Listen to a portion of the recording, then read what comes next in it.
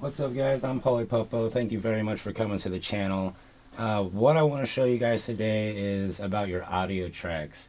Now, if you get into synthesizers and you have a whole bunch, there's nothing wrong with the stock plug-in sounds that come in the MPC, but after a while you want to expand your horizons and get some modular synths or just regular little bitty synthesizers to get sounds nobody else has, or to be able to make sound packs or what it is that you want to do with it. You run out of audio tracks is the thing. You only have 8. On the last update, they said that there was going to be 10 audio tracks. I still only see 8.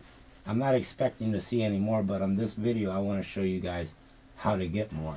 My setup today, I have this MPC Live going into my mixer so that my MPC X can receive it as an audio track.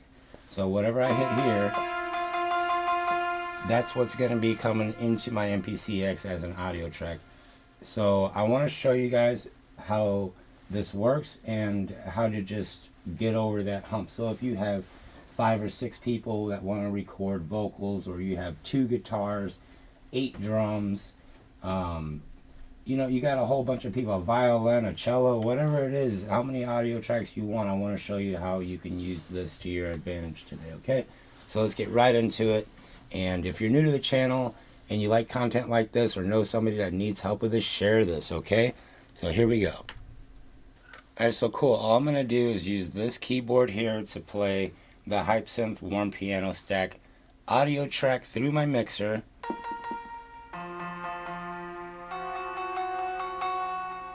And it's going into my MPC. So to see your audio track, let me show you here real quick. On your MPC, what you want to do, right when you start up your MPC, this is the page that comes up. Let's just start a new project, right? We still have our audio from our live going in here. See? So now anything coming out of the live is going into the mixer, back into my MPC. Empty project. We're going to go straight here to audio track at the bottom. Down here it says MIDI and audio. We're going to skip all the MIDI, all the drum programs, anything stock in the boxes out. Guys, a real MPC back in the day only came with like 10 sounds, and that's what made it an MPC, is you had to put your own sounds into it. That's why this is important. You hit audio right here, and this is for MPC Live or MPC One also. It works the same way. You want to make sure this is on auto, so that whenever you record something, it actually plays back. Right now it's set for in or off. So you want it set for auto. And you want to make sure this is armed. The funny thing about audio tracks, with MIDI tracks, you can hit overdub and play, and it'll play all day long. These buttons right here. You can hit overdub and play. On audio tracks, you have to start at the beginning of the sequence, which these buttons right down here, the locate, start, end, you want to make sure it's all the way at the beginning. And you hit record. We're just going to record an audio track, and I want to show you this, okay? Check it out. So it's going to do a weird count-in thing because I have them sync, so it isn't going to give me a count-in, but check this out.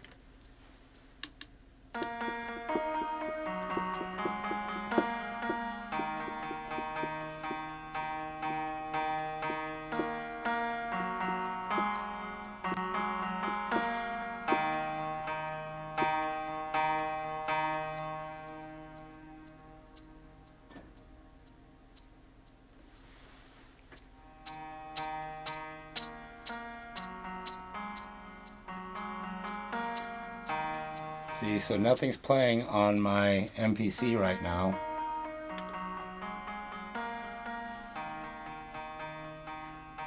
We're not playing on the live anymore. The live is done. I can actually change this to like strings or something.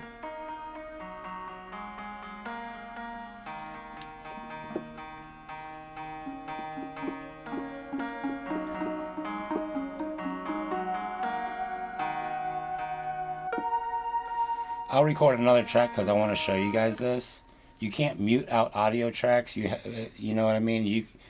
You can't mute out audio tracks. If you hit track mute, there's no for audio track mute. You know, it's for MIDI only. So the way to go about doing this is, right now we have our audio in here.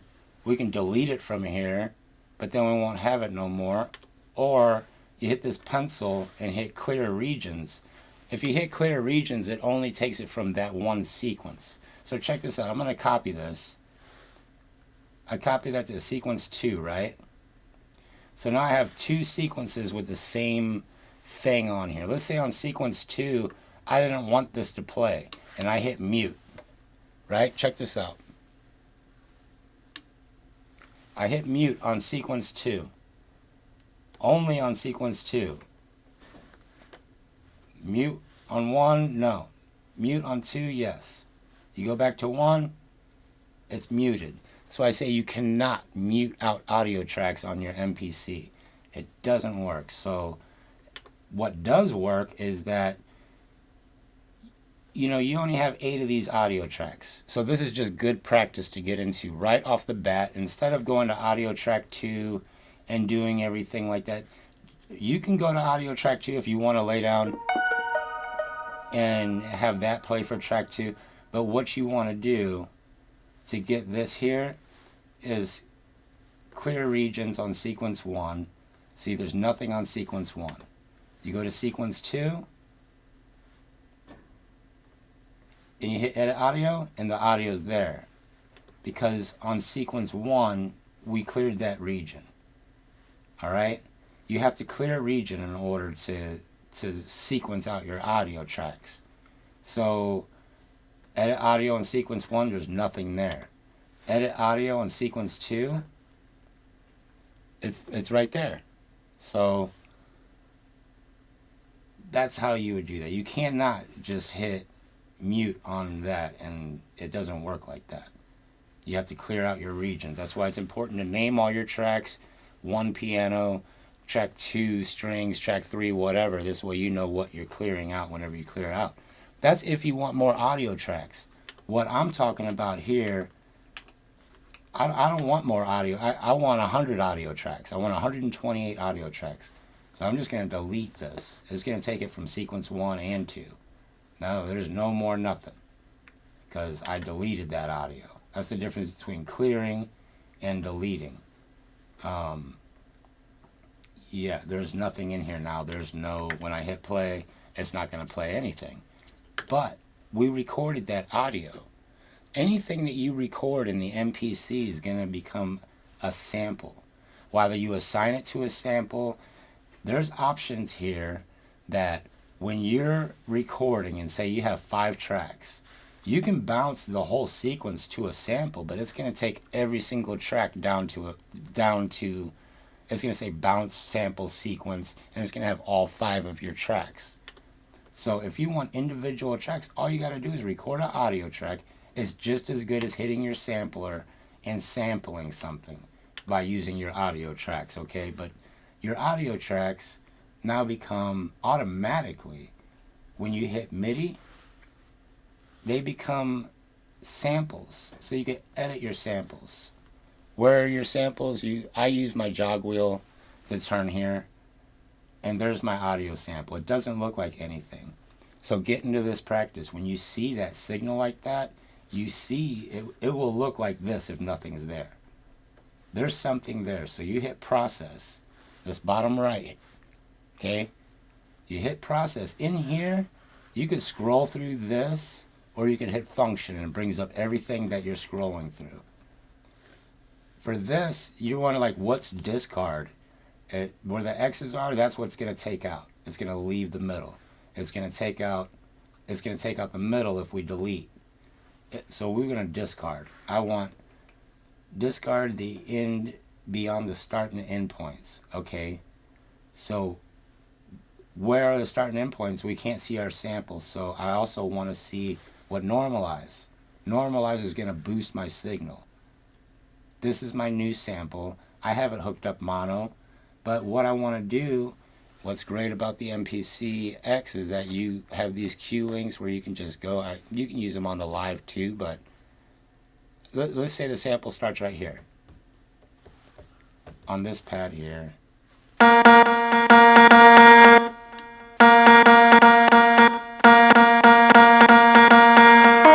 Remember, we just recorded an audio track. This automatically popped up here. All we did was hit process, normalize, do it, and I got my start point and my end point. So I'm going to hit process again and do that discard.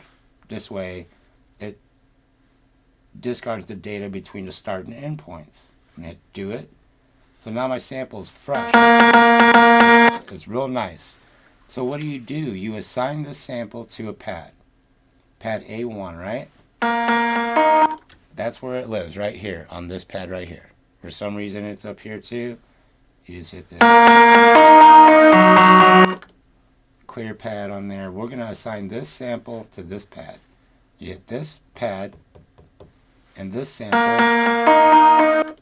Me, personally, what I do, I hit up in between this up, down, left, right. I just hit the blank button that's in the middle and it puts it on that pad. So now that sample lives on this pad. You hit main. What happens? What happened to that sample? Now if I hit play, still nothing happens because all we have is that sample. You can hit overdub and play and have the chance of that landing right where you want it, or you can just have it fire off. If you got 10 samples that need to go off at the same time, this is how you do it. You select your pads. If there's a sample on pad 2 that you want to work with, you hit pad 2 and then step sequencer right here. Or you can hit menu and go to your step sequencer. You hit step sequencer. Since I hit pad 2 before I hit that pad sequencer, it's pad 2 bar 1, and I could say, oh, I want it to start on the 4th bar or the 4th beat, but I want it to start right when it 1, 2, 3, 4. I want it to come right in, right off the bat. So I push play, and what happens? Nothing, because my sample's not on pad A2. It's on A1. All right? So we hit main. You do this for every sample. If you have 8 voices, you do this. You hit pad A1. That's where our sample lives. So now we're on A1. The step sequencer knows it because we just hit pad A1. If we pick A13 and hit step sequencer, it says A13. You can't change these in here. That's why I'm saying you have to hit the pad before you hit step sequencer. Alright? So hit main. We're going to hit pad 1. That's where our sample is. That's the one we want to trigger. And you hit step sequencer. We're going to trigger it on the first count. Just full blast that. Alright? And so now whenever we hit main and play, it's going to fire right off the beginning. So if we had piano, and I'll show you one more track right after this and show you how this works. 2, 3, 4. See how it came in? One more time from the beginning. 1, 2, 3.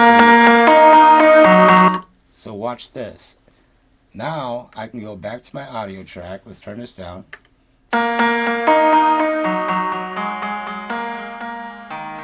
I still have audio track 1. It seems like a lot, but watch how fast you can do this. Auto, record. I got my sounds.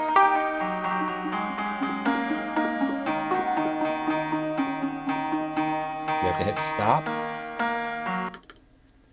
From the beginning, I just hit locate and start. Or you can start from the beginning just by hitting start. You have to start from the beginning and hit record play. You cannot hit overdub, it will not record. Record, play.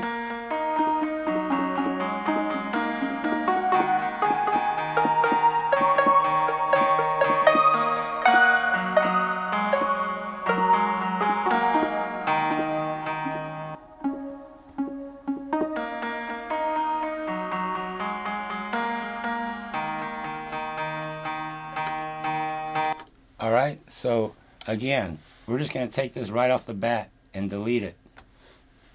Why'd you just delete your audio track, Polly? Because it's a sample already, because it's recorded audio. Any audio you record, you're going to become a sample.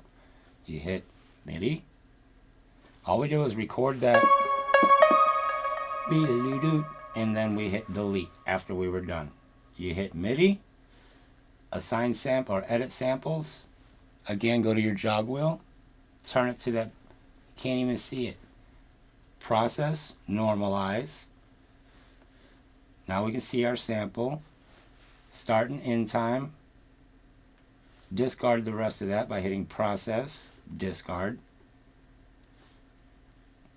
Now we got that sample. Assign sample. That second one is going to go right here on this pad. And I hit my up, down, left, right, OK button here. It goes right there. No double tapping the screen or beating up your MPC. So now we got two samples there. I hit main. Select pad 2. Step sequencer. It knows it's on pad 2. Trigger it on A1. If I trigger it on 5, it'll come in at 5. Watch. Wait, from the beginning. See how it came in? Let's do this for real. Both of them at the same time.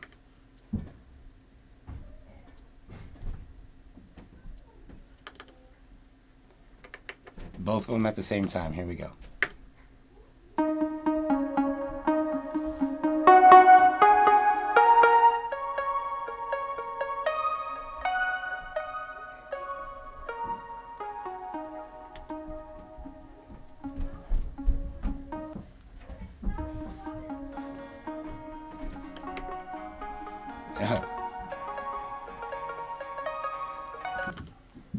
Alright, so from the beginning, all over here we have recorded part 1 and then we have recorded part 2, and then all we're going to do is go ahead and hit play. We know they're both on the sequencer on step 1.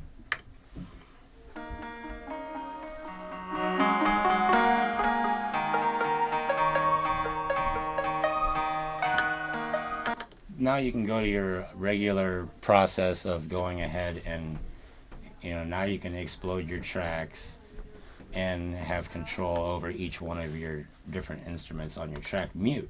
Now you can mute out your audio tracks. Okay, before there was no way to mute out audio. Other than that, guys, that's kind of what I wanted to go over today. Short on time, but I had to put out a video. I hope this helped out. And if there's anything I can do to help with this, if you don't understand it, you can always go to 8barbeats.com, set up a little appointment, or you can hit me up on my email address, and I try to respond as fast as I can. But yeah, basic rundown of what we did one more time is we hit audio track, we hit in auto, we armed the track, we selected our inputs, we know that our inputs coming into the MPC, we recorded our audio track and immediately deleted it. Alright, no sequencing out audio tracks, period, because it's a pain in the butt. It's easier to do it like this. If you want to sequence out your audio track, you can copy 5 audio tracks 10 times and then clear regions per track, per sequence. I like to record my audio track and then go back to the MIDI, edit it. You can fix it the way you want it, make sure it starts nice, it looks good, and you can go ahead and assign it to your pad. And then you hit the pad you assigned it to and hit step sequencer, pad A1, and it triggers. So in theory, you could have 128 different voices or instruments or guitars. It takes a little bit of workflow, but for a one-man band box, this is what you got. I mean, they literally try to give you a whole studio, $10,000 studio worth of stuff, for $2,000 or whatever, how much it is. Now, again, guys, the plugins on here are super, super dope. I love going in here and hitting program edit and messing and turning these knobs. I'll do more about that when I start messing with modular videos. Whenever I record, then you can find your sounds. But for right now, this is a great way to get your sounds into the MPC if you're using external synthesizers. So I hope that helps. Right on.